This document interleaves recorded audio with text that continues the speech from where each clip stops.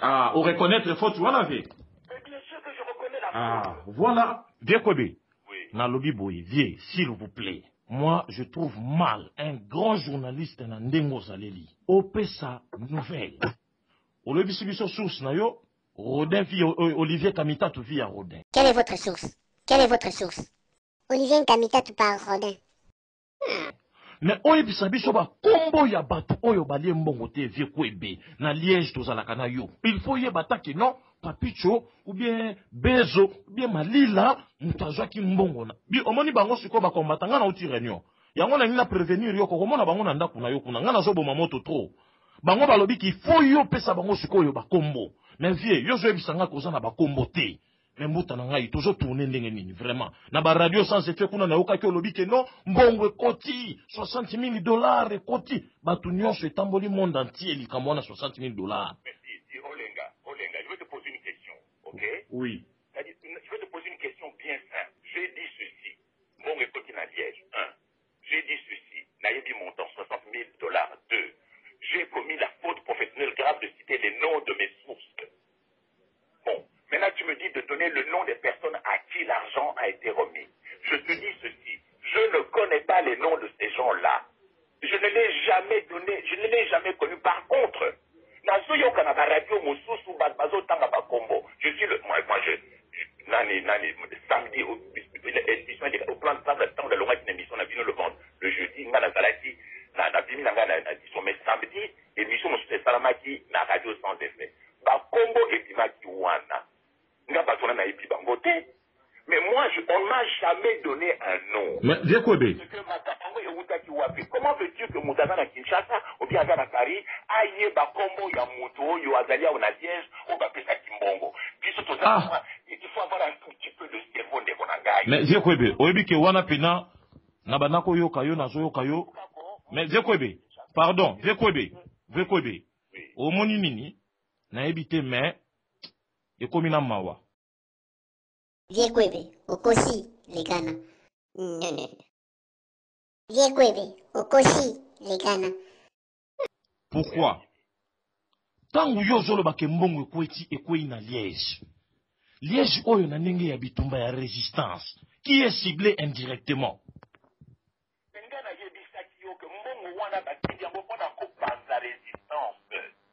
Mais c'est ce que je t'ai dit. Vieux Kwebe, Vieux Kwebe, lokuta mabe. Vieux, donc ndenge zawana oyebi ke mbongo euti Olivier Kamita toyebi sio ke mbongo ye oyebi montant via Rodin, c'est pas grave, mais oyebi montant oyebi ke mbongo ekoti oyebi ke faut pona ba panza résistance mais pas trop yo basu mbongo wana yo oyebi ka bango te. Parce que moi je suppose que Moutou est à Paris. Est-ce que tu penses vraiment que quelqu'un comme Kabita va savoir le nom d'une personne à qui on a remis l'argent? Ah! Est-ce que tu penses qu'il va le savoir? Mais vieux, moi je crois qu'il doit le savoir parce que le fait qu'il... Mais non! Parce que le problème c'est que c'est une stratégie globale. C'est une stratégie globale.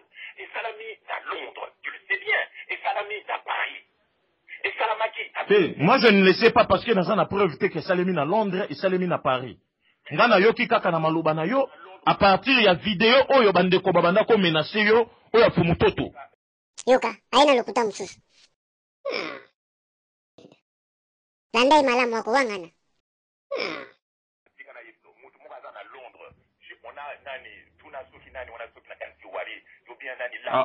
Wari aza mutaliboma ve. Wari c'est un fou, c'est un malade mental. Non, je n'en sais absolument rien. C'est ton point de vue. Non, mais yo jotanga bakomba Wari aza fou. Bon, viens, nga kutu makambo batu wana ba Londres talinga te parce que na preuve te. Nga na zoli ngande oyo à Liège 60 000. Lui-même parle à la première personne du singulier. Alobi ba pesa kingai na ba mususu délégation mususu 100 livres sterling mutu na mutu. To kedaki na Itro au sala réunion moko kuna. Alobi ba pesa kingai mbongo, il parle à la première personne du singulier. Awanga na tato. Natie à Paris, il y a ça un mois et demi, 2 mois. Il y a souvent comme les baillots la dati. Vekwebe, pardon. Bolimbi Sivie. Omoni makamba ba Paris ba Londres et talibiso pena na liège. Ngai le point faux. Vekwebe. Nazolanda yo na bokebi nyonso. Nazolinga na lobabuye. Vekwebe. Omoni ngai. Bolimbisi, Mbuta. On ne cite pas le nom de quelqu'un. On dit ceci, c'est une stratégie globale bâtie dans tel autant. Est-ce que tu penses vraiment que Badakishaka Bayebi va combattre en allié? Vekwebe. Omoni yoza journaliste à Monene. J'ai dit qu'on a remis l'argent aux combattants. J'ai dit qu'on a remis l'argent pour combattre les combattants. Donc vous, je ne sais pas si au bien dans le ballon. Wana, Olobi, on n'a pas remis l'argent aux combattants, mais on a remis l'argent pour combattre les combattants.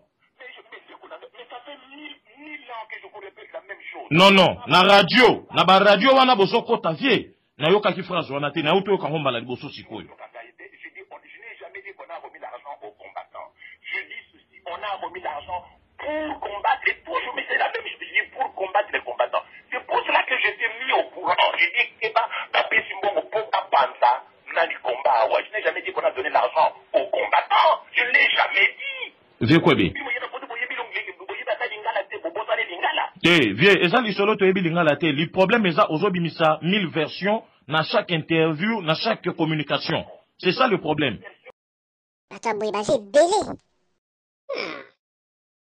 J'allais le coûter les. Pas boy.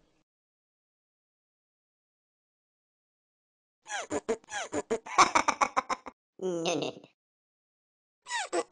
Yo va le coûter.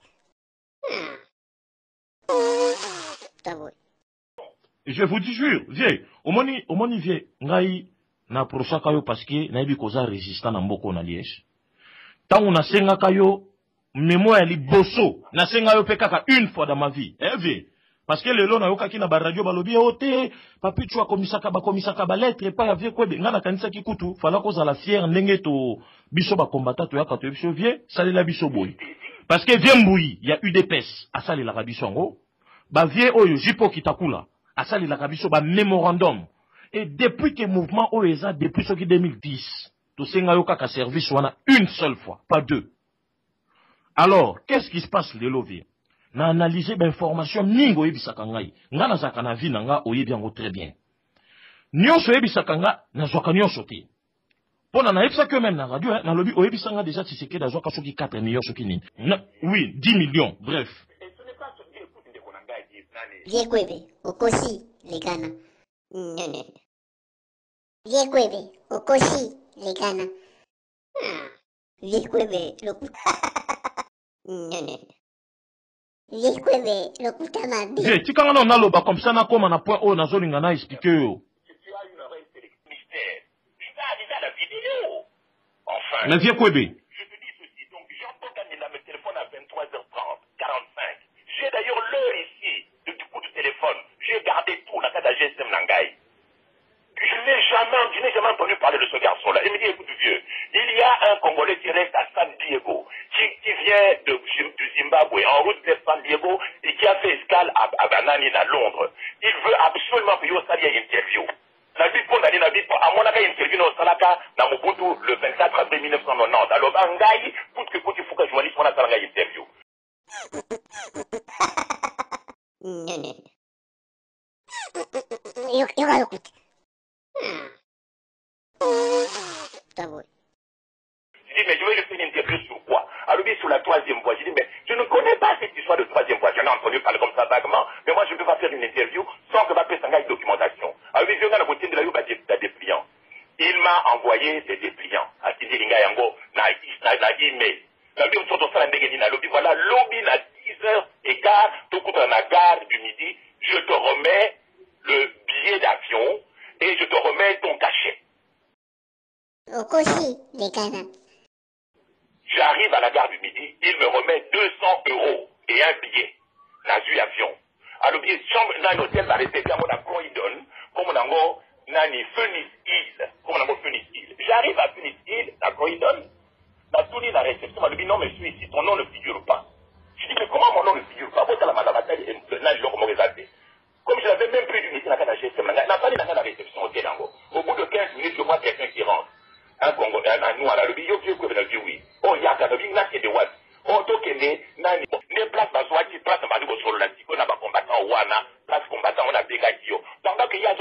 kuna na sima bazo continuer séance et installation, il y a bureau, il y a troisième fois à Londres.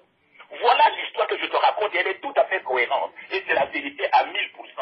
Ok, vieux, okoyo kanga sikoyo. Moi je n'avais, et puis c'est que moi je vais rencontrer pour la première fois la personne que je suis interviewé à 19h30, c'est-à-dire Nassima, il y a séance à installation.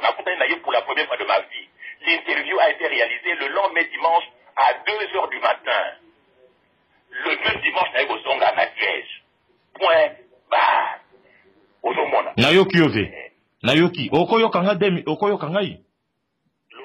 Ok. Nabandeli. Nalobi a liboso boy. Information, oyo lobaka ya 4 millions, yo lobi 10 millions, ya Papa Tshisekedi. Deuxième information, oyo ya Londres. Troisième. Information à Londres.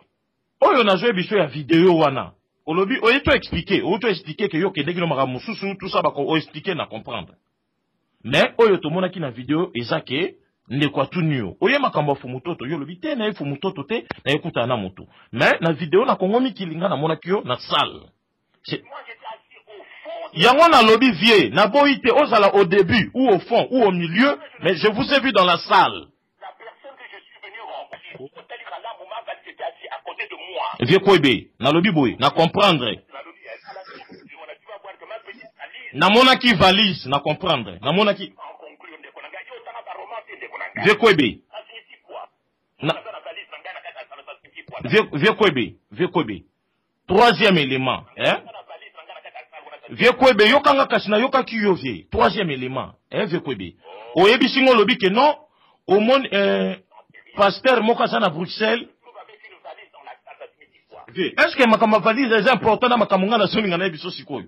Parce que na ebiso na bande na lobi vie, omoni makambo yo ezokoma mabe même pour la sécurité na yo moko. Na uto ebiso na bandeli. Ngai te bakombata na zo biso te ke makambo to leka na bakombata Liège. Sikoyo na butoyo. Tangu na bengi yo boevie eza te ke pona na salo ba menanga na ko salo menaste. Na zo linga nena éclaircir yo ba point ebele. Omoni tangu benga nga na information misato ebiso ngolobi ke pasteur mo na Bruxelles Rabi. Asombi jeep wana oebisanga vie to fandi liboso ya perle noire. Okosi, les Ghana. Na kosi mbuta na ngai. Ok, nga na ebiso na lobi vie. Jeep na poto, c'est quoi? Pour na lelo muta CPS, ou azwaka ba aide sociale na ba chômage.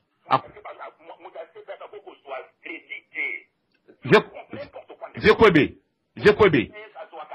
kwebe.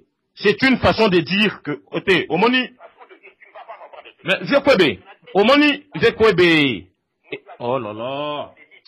Jekwebe, omoni eza na garage moko na Herstal pembeni ya station wana Lukoil. Soko eza na CPS oke pa garagiste twana, omoni ba voiture onyo eza na 2500 3000 euros. Non, 2500 3000 euros. Mais oui, mais elle a fait rien du tout ça. Oh. Mais ça, bon, bref, c'est pas grave. Parce que cette voiture, une petite information vient d'une maman qui na radio santé. Venga na zo biso ba information o yo la nanga na mbuta, pourquoi je ngola nanga ti? La nanga na nasilisa nga na landioti na suka. La nanga na nasilisa après koloba ke non boye. Quatrième information. Ndeko na biso moko ya kombata tozalaka na Liège awa bazaba o babenga ba coopérant. Aza na Peugeot wana 607 ya cabriolet. Yo ebisi ngolo bi petit, omoni Peugeot wana babia yaki na ngote na réunion. Ngana bi oh Peugeot wapi vi? Oh Peugeot wana décapotable. Azwi mbongo. Ndenge na kosomba Peugeot wana. Alokuta. Yebisanga so na comprendre ma bekasi. Lokuta. Namoni babi aye na voiture Peugeot. Lokuta boy. Ya kuikumi la kitate kaza na mbongo. Kombata kumi la kitate kaza na mbongo. Voiture Peugeot décapotable ya sika. Ngana zomo na ngo bizarre, zomo na ngo suspect. Sikoyo ngana répondre ona lobi vie. Te vie loba kaka ngana zoninga okota ba détail te na zoninga na peso d'information. Lana vie pourquoi zo katanga maloba? Mbuta na ngai. Likambu ya Peugeot wana oyebi singo lobi ke babi kombata koki ko laksa richesse te. Ngana efio na bi vie. Omoni babi azana kitukutuku Peugeot wana eza ya yete, eza ya ndeko na biso kombata ya Liège. La réponse na pesa kyo yango wana. Yango na ina lo babo vie. Omoni ba élément wana déjà na tangi, ngai net exact pour la piste de la réponse. Oh. Je ne peux pas revenir sur un élément que j'ai déjà démantelé. La détruire, pas d'éléments, non, mais wana. La détruire. Alors, viens quoi, eza pas si to se comprendre, na monto se comprendre tes amours passés. Mais eloko na ninga kina ebisa yo na pourquoi? Soko leki na ba radio. Expliquer pour la phrase et kanginga lelo, hein, na pourquoi lelo na soli no phrase et kanginga olobike, l'argent a été donné pour combattre les combattants et non pour corrompre les combattants. Je n'ai jamais dit que l'argent a été donné aux combattants. J'ai dit qu'on a donné l'argent pour détruire, pour démanteler les combattants. Ok. Omoni phrase wana vie pardon. Omoni phrase wana. Lokola bino bozana tako le kaka na ba radio wana na ba batamaboma wana ba wari matingu consort. Na ko sepela soko pesi ba phrase wana pona et laver batu parce que soupçon est traversé ba maille commis par-ci par-là. Liège tozaka na image ya bien. Makambo yo bimisaki ya ba 60 000 ememi poto yango moni bato akomo silika. Il y a au moins information oyo yo lobi sikoyo. Ngana yo kango mbala liboso na yo kango il y a même pas 2-3 jours nengo lobi 1000 ans. Na yo kango même pas 2-3 jours. Na yo kango ka sikoyo. Ya kona lobi vie lokola bino bozana tant ko le kaba radio. Mais papa Kwebe na boyi te soko lobango na lobi ngai papicho olinga. La première fois de ma vie d'écouter ce que vous venez de dire c'est maintenant. Oyo ya liboso na yebaki ezalaki bongote yango na lobi boy lokolo le kaka boza na temps okende ba radio na bozo kende bozo commenter bozo sala ba consultant na ebité et kozala mieux version likambo lobi na poko yo olobango parce que makambo wana 60 000 ekotisi mobulu ezokota ti na point que yo zavie na ngai na kolinga te ozoleka na banzela Liège bato wana ba komata ba banda kosimo na nzoto. Papa Kwebe omoni ngai démarche na ngai na poko lelo ezanini hein. Et ça d'abord, il faut comprendre que au moins information wana yo moko kaka ningo bandaki yango ko bimisango yo moko beta ba ndenge lobaka kama kamunungo za koloba parce que ekoko tourner ma bille. Et ça te kenga na zo sala ba menace. Moi je ne contrôle pas les gens ici. Moi je ne contrôle pas les gens ici. Vous vivez à Liège. Au moins ya pe ba combattre bazali. Et loko wana et salir batu et puis bato yo bazo combattre biso kanambi parce que bato ebele na mitu na bango ekomi nini. Et ça n'a pas l'élément oyo bazoya na ba rumeur pour na ba disperser ba combattants. Alors le kola batu nyonso yango na comprendre olobi olanda ka ba vidéo te mais na kosenga yo vraiment olanda vidéo ya Damien, olanda vidéo ya pasteur Abi, olanda vidéo ya mama Ténèbre wana ototanga kombo. Mama Ténèbre wana ibango pe ba koti na polémique parce que boza na tanja ko vandela ba sujet moko oyo na moment oyo mwana ndeke wana zo sala makambo minene. Azolinga a changé la constitution, ba malumalu bazoya, bino bozoya na ba sujet moko oyo, et zo distraire. Au moins, mikamwana 60 000. Et distraire diaspora combattante mobimba. Yango na zo biso vie Kwebe. Pour la sécurité na yo, na po. Landai malamu wako wangana. Yuka, luta. Je n'ai jamais dit que l'argent a été donné aux combattants. Je dis toujours, depuis le début, je répète 1000 fois, que l'argent a été donné pour détruire, pour paralyser. Awangane, tato. Bon, papa Kwebe, viens Kwebe, zela sikoyo, nalo, papa Kwebe, oza papa mukolo na ko traité de menteur te, naza na ordinateur liboso, nazo cha lien moko, oyo olobaki, makambu ya mbongo wana, na réunion, oyo ka version oyo ebisinga sikoyo, na version oyo, olobaki, na réunion, s'il vous plaît. Donc Kinshasa a réagi. Il a réagi comment? Bon. Et c'est ça qui est logique.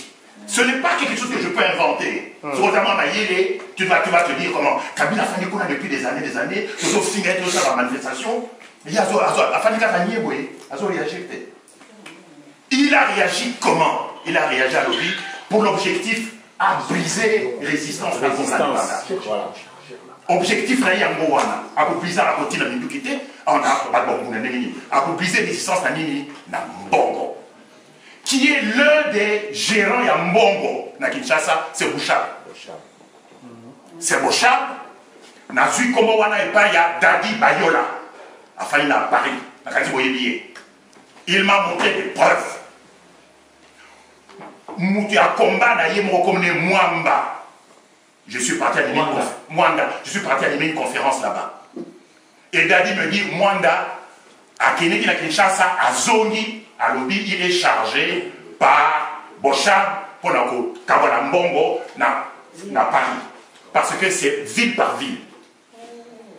Montant, après ça qui n'a Paris, ça je ne sais pas. Montant, après ça qui n'a Liège, c'est 60 000 $.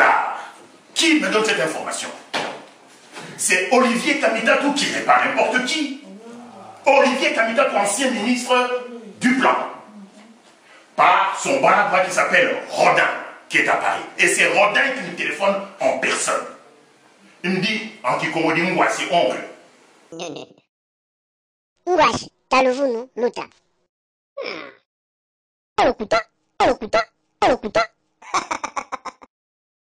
Comment va le combat à Liège?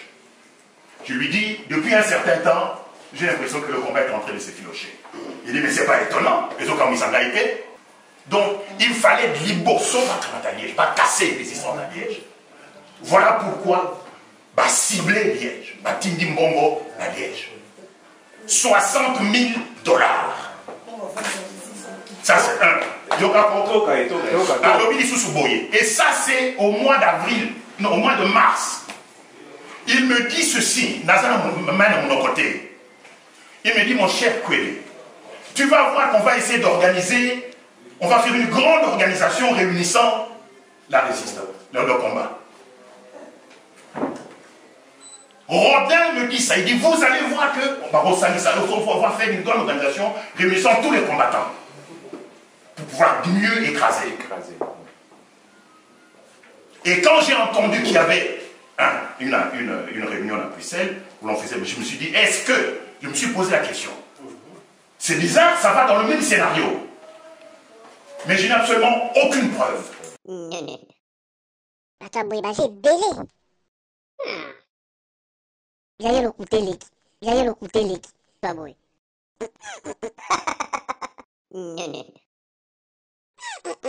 Yoga le coûter. Pas boy. Papa Kwebe, au moment où il y a une démarche, il y a pourquoi le lesanine, hein? Et ça d'abord, il faut comprendre que, au moment où information, on a, yomoko kaka ningo banda kiango ko bimisango yomoko beta bave ndenge lobaka kama kamunungo za koloba parce que ekoko tourner ma bille ezate kenga nazo sala ba menace. Moi je ne contrôle pas les gens ici. Moi je ne contrôle pas les gens ici. Vous vivez à Liège. Au moment où on ba combattre bazali eloko wana et salir batu et puis batoyo bazo combattre biso kanambi parce que batu belé na mitu na bango ekomi nini ezana belema oyo bazo ya na ba rumeur pour na ba disperser ba combattants. Alors, le col à batu nyonso, yango na comprendre, au lobe olanda kaba vidéo, te mena kosenga yo vraiment, olanda vidéo ya Damien, olanda vidéo ya Pasteur Abi, olanda vidéo ya Mama Ténèbre wana ototanga kombo. Mama Ténèbre wana, ibango pe ba koti na polémique.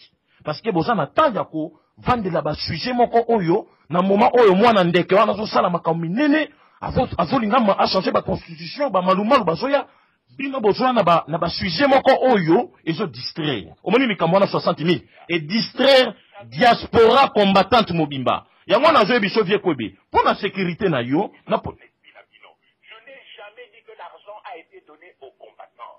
Je dis toujours depuis le début, je répète 1000 fois que l'argent a été donné pour détruire, pour paralyser. Bon, papa Kwebe, vie Kwebe, j'ai là sikoyo nalo Papa Kwebe, oza papa mukolo na ko traité d'élémentaire te, nazo na ordinateur liboso, nazo cha lien moko oyo olobaki makambu ya mbongo wana na réunion oyo ka version oyo ebisinga sikoyo na version oyo olobaki na réunion s'il vous plaît.